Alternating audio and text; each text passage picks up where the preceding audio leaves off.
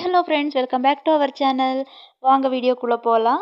Friends, இன்றைக்கி வந்து நான் சிகப்பு கீரை கடையல் டிஃப்ரெண்ட்டாக செய்ய போகிறேன். வாங்க பார்க்கலாம். எல்லோரும் இன்னொரு கீரையில் தான் செஞ்சுருப்பாங்க, நான் சிகப்பு கீரையில் செய்ய போகிறேன்.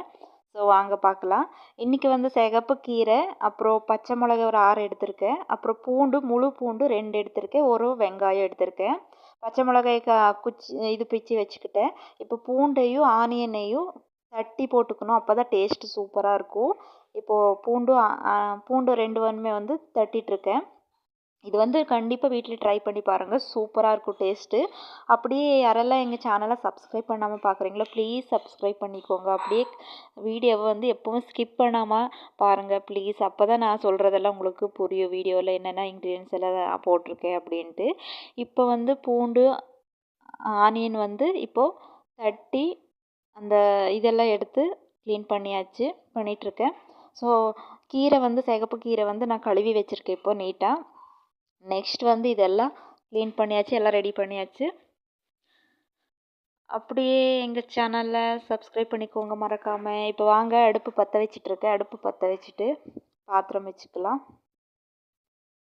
வச்சுட்டு இப்போ பாத்திரம் காஞ்சதுக்கப்புறம் இந்த சூப்பராக இருக்குது கீரை கடையல். அது வந்து வீட்டில் கண்டிப்பாக ட்ரை பண்ணி பார்க்கணும். காஞ்சதுக்கப்புறம் எண்ணெய் ஊற்றிட்டு அதுக்கப்புறம் கடுகு கடலைப்பருப்பு போட்டிருக்கேன்.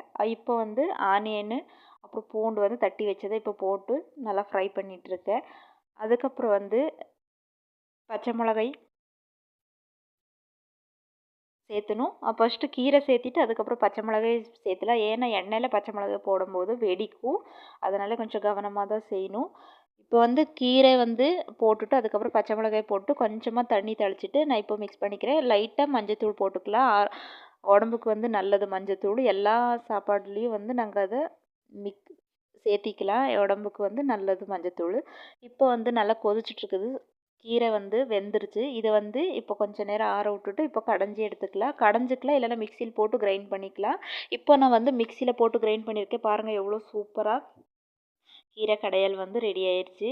இது வந்து சட்னி மாதிரி தான் இருக்கும். கடைஞ்சிக்கலாம், இல்லைன்னா மிக்சியில் கூட அரைச்சிக்கலாம், சூப்பராக இருக்கும். மிக்சியில் அரைக்கும் போது நல்லா கிரைண்ட் ஆயிரும், அதனால பூண்டோட ஃப்ராக்ரன்ஸ் எல்லாம் சூப்பராக இருக்கும். ப்ளீஸ் இந்த ரெசிபி ட்ரை பண்ணி பாருங்கள். சுட சுட சாப்பாடுக்கு கீரை கடையல் போட்டு சாப்பிட்டீங்கன்னா சிகப்பு கீரை, அந்த கீரையோட டேஸ்ட்டு தான் சூப்பராக இருக்கும். நீங்களே பாருங்கள் எவ்வளோ டேஸ்டியாக இருக்குதுன்னு.